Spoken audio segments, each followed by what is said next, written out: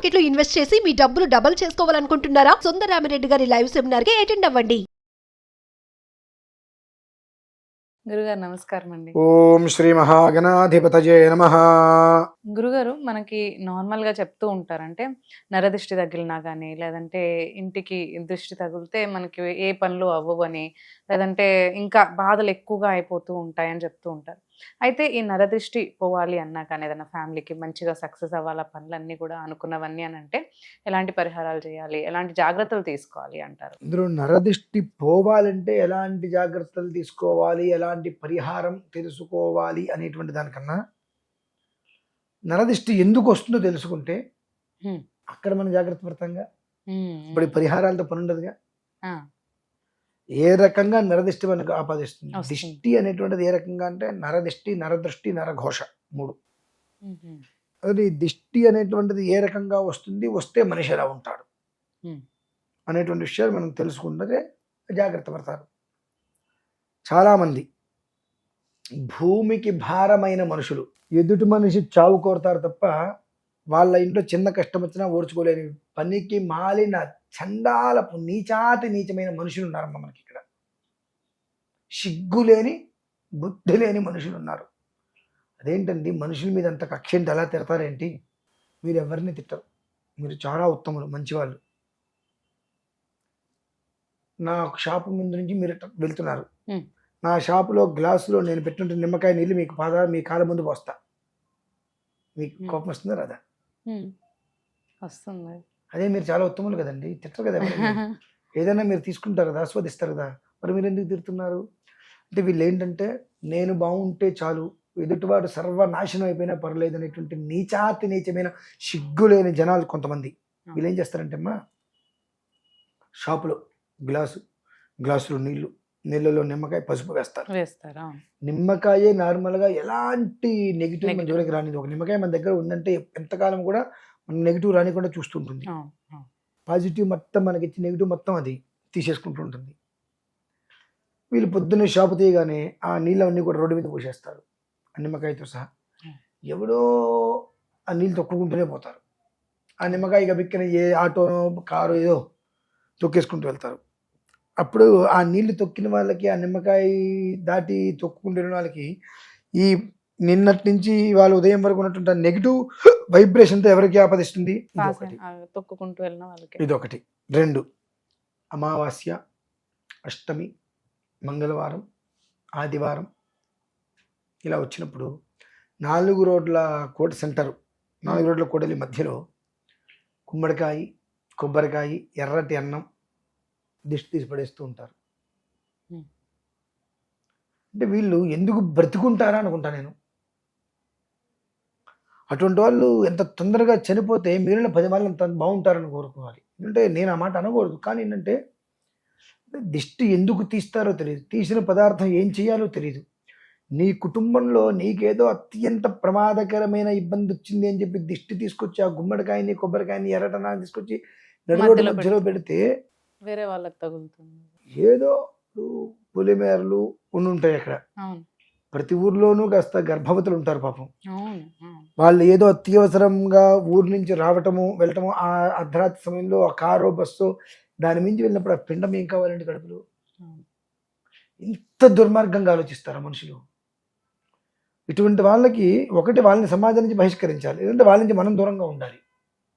ఈ నరదిష్టి, నరఘోష, నరదృష్టి, ఇందులో కొంతమందిని మన ఇళ్ళకి రానికూడదండి అసలు.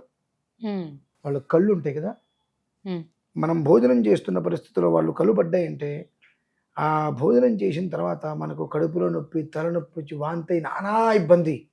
అంతా ఇంత కాదు, కొంతమంది కళ్ళు అంత దారుణంగా ఉంటాయి. అలానే మరికొంతమంది ఇంటికి వస్తే అప్పటి వరకు ఎంతో చక్కగా సిరి సంపదలతో సంతోషంగా ఉన్న కుటుంబం కాస్త తోటకూర ఫ్రెష్గా ఉంటుంది ఉదయం పూట, దాన్ని తీసి పక్కన పెడితే మధ్యాహ్నానికి ఏమవుతుంది? మాడిపోతుంది. అలా అయిపోతుంది జీవితం. కానీ మనకు కొన్నిసార్లు తెలియదు కదా ఎవరి దృష్టి మంచిది, ఎవరి దృష్టి మంచిది కాదు అని. కొంతమంది వెధవలు విషయాలు తెలుస్తాయి మాకు. వాడు చూసే చూపు ఉంటుంది, ఆ చూపుని బట్టి తెలుసుకోవాలంట. ఇప్పుడు మీరున్నారు, మీ ఇంట్లో ఫంక్షన్ ఉంది, నేను వచ్చా, ఇల్లు మొత్తం జాగ్రత్తగా కలిపెట్టి చూస్తున్నంత బాగుంది అంటే ఆ చూసే చూపప్పుడు కళ్ళు చెప్పేస్తాయి ఎలా చూస్తున్నాడు అని.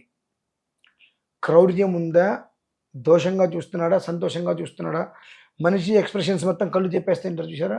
అలా చూస్తున్నప్పుడు నేను మా అమ్మ చూసేంత తృప్తిగా అనిపించింది అమ్మాయి అనుకున్నా. అదే చూపు కాస్త నెగిటివ్ ఉంటుంది.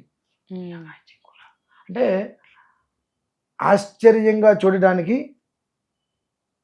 వామ్మో అంటూ చూడటానికి తేడా ఉంటుంది. అది ఆశ్చర్యం.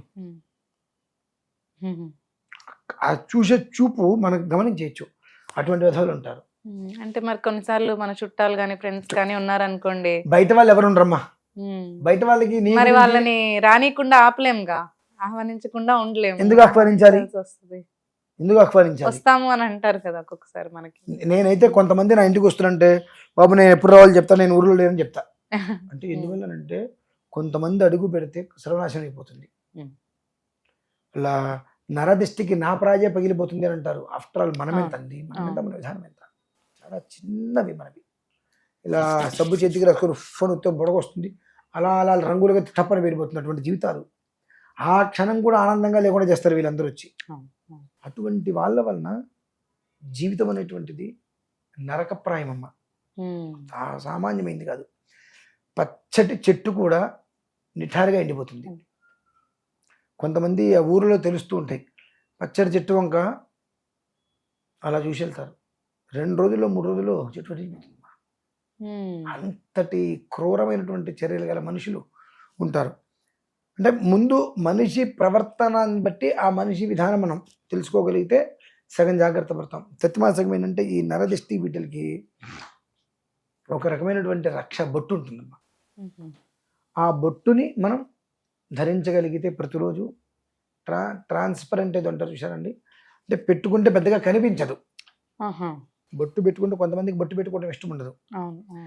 వాళ్ళు నవ్వుతారేమో, వీళ్ళు నవ్వుతారేమో అని చెప్పి. అంటే ఆఫీస్కి అటు వెళ్తూ ఉంటారు కాబట్టి కొంతమంది అలా అంటే నా డౌట్ ఏంటంటే ముస్లిమ్స్ ఉన్నారు, క్రిస్టియన్స్ ఉన్నారు. క్రిస్టియన్స్ ఎదుటివాడు ఏమన్నా అనుకుంటాడని చెప్పి సిరి వేసుకోవడం మానేస్తున్నాడా? ముస్లిమ్స్ ఎంత ఎండ వచ్చినా వాళ్ళ సాంప్రదాయానికి బుర్ఖా వేసుకొని కాలేజీకి వెళ్ళడం మానేస్తున్నారా? రోడ్డు మీదకి వాళ్ళు అది లేకుండా రారక వాళ్ళ సాంప్రదాయం అంటారు. దరిద్రం పట్టింది మనకేనమ్మా. గుళ్ళోకి వెళ్ళాలంటే ప్యాంటు షర్ట్లు, బొట్లు పెట్టుకోకపోవటం. మగవాళ్ళు ఉన్నారు ముస్లిమ్స్లో చాలా మంది మీసం తీసేసి అడ్డం పెంచుకుంటూ ఉంటారు. ఎక్కడున్నా వాళ్ళు అంటారు. కానీ మనకు పట్టిన కర్మం ఏంటంటే పెట్టుకోరు, వీళ్ళు బొట్లు పెట్టుకోరు. ఏదైనా అయిపోతుందేమో అని భయం. బొట్టు పెట్టకపోతే ఎంత చండాలంగా ప్రేతకళ అంటారు చూసారా, ఆ ప్రేతకళలాగా మొహం ఉంటుంది. ఎందుకు ఇంత వీళ్ళు అనాలోచితంగా ఉంటారంటే బొట్టు పెట్టుకుంటే ఎవరు నవ్వుతారు అని చెప్పి. నీ జీవితం బాగుండడం కోసం నువ్వు బొట్టు పెట్టుకోమంటున్నా. ఆ బొట్టు పెట్టుకోవడం ఇష్టం లేని వాళ్ళు కూడా ఇది పెట్టుకోవడం వల్ల ట్రాన్స్పరెంట్గా ఉండి కనిపించదు.